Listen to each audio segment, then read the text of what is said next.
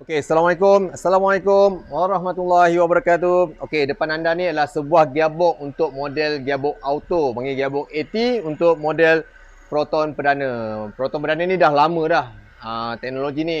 Tapi ada setengah kita pun masih tak faham lagi dalaman gearbox tu, fungsi gearbox tu. Jadi kat ni adalah kerja-kerja kami nak mengoverhaul ataupun merombak, membersihkan sebelum kerja-kerja pemasangan semua ataupun kerja pemasangan semula gearbox ni. Jadi apa yang anda lihat sekarang ni adalah dalam atas meja ni adalah gearbox auto untuk model Proton Perdana. Isu dia biasalah, dia punya gear dah tak boleh nak masuk, power dah tak ada orang kata pressure tu dah tak cukup, dah tak stable. Ini adalah disebabkan oleh faktor usia gearbox tu tersendiri. Jadi apa yang nak tunjuk kepada anda, okey, bila kita nak buka, okey, jadi kepada anda semua, ini pun satu kepada platform kepada siapa-siapa yang nak belajar gearbox. Inilah cara-cara untuk bagaimana kita nak susun atur gearbox tu. Bila kita kerja-kerja perombakan ni, sebenarnya kita perlu ada susun atur gearbox tu. Jangan main terabur je, main buka, main orang kata main terabur je gearbox. Nanti nak pasangkan tak silap-silap gaya, tak jadi gearbox ni. Jadi kat sinilah cara-cara kami. Sebenarnya cara-caranya ialah bila kita buka setiap kompartmen tu, kita kena susun. Kita kena susun. Kita kena susun. Susun. Susun. Baru kita bukakan dia. Bukakan dia. Jadi kalau kat sini kita dah tahu, ini adalah untuk bahagian direct clutch assembly. Dia one set ni, untuk fungsi dia pakai nama dia bahagian direct clutch. Ini adalah bahagian forward clutch atau orang panggil rear clutch. Ini adalah bahagian yang dipanggil adalah bahagian low and reverse clutch. Bila fungsi reverse, kat sinilah fungsi reverse dia. Ini adalah bahagian planetary gear, ini bahagian sun gear, adapter gear untuk OD, overdrive ataupun end clutch, end gear. Ini adapter dia, dan ini adalah untuk bahagian end clutch assembly. Inilah kompartmen-kompartmen yang perlu kita susun atur. Lerai-leraikan juga, tapi kena ada susun atur dia supaya kerja-kerja pemasangan tu tidak jadi kelang kabut. Jadi kat sinilah bila kita dah susun, dah aturkan benda tu, kita dah, orang kata dah rombakkan, barulah kita cek satu persatu kat mana yang rosak. Macam ni kita dah tengok ni.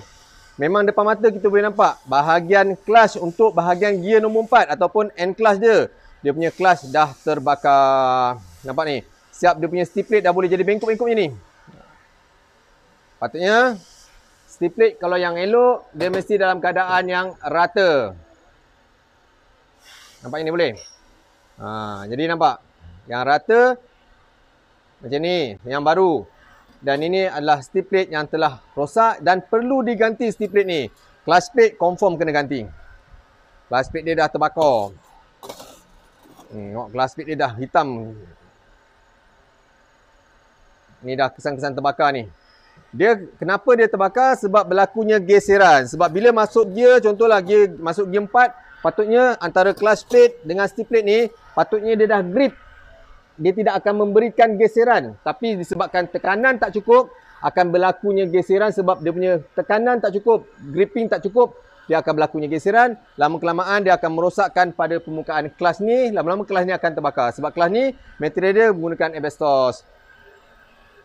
Jadi dia dah terbakar.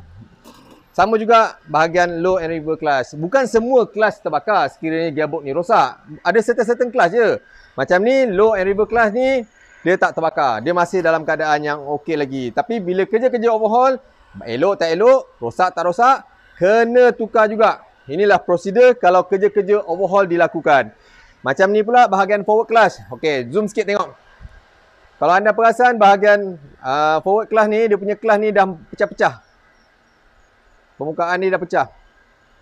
Ni. Sepatutnya dia mesti licin.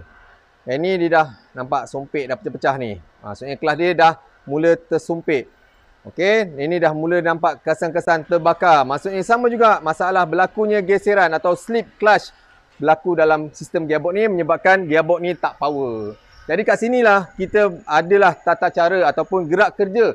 Cara-cara nak overhaul. Jangan main hentam terabur je. Kenal pasti masalah, apa yang perlu diganti, kat mana yang ada weak point dia, kena buat benda tu. Inilah sedikit orang kata perkongsian daripada saya, dan pastikan kalau anda menggunakan kereta auto atau manual ke, kalau kereta dah lebih 100,000, saya recommend lah anda menggunakan transmission treatment JV Auto Loop. Untuk apa? Untuk menjaga dalaman gearbox kita ni supaya pastikan kita punya performance gearbox kita sentiasa dalam keadaan optimum. pressure dalam keadaan optimum. Sekiranya pressure terganggu, kat situlah akan menyebabkan gearbox kita akan pendek usia. Jadi transmission treatment JB Auto Loop inilah fungsi dia untuk menjadikan pelengkap dalaman gearbox kita supaya gearbox kita kereta kita ni menjadi orang kata sentiasa dalam keadaan ready, standby, go. Inilah sedikit perkongsian daripada saya, platform pakar gearbox dan JB Auto Loop. Layan. Assalamualaikum warahmatullahi wabarakatuh.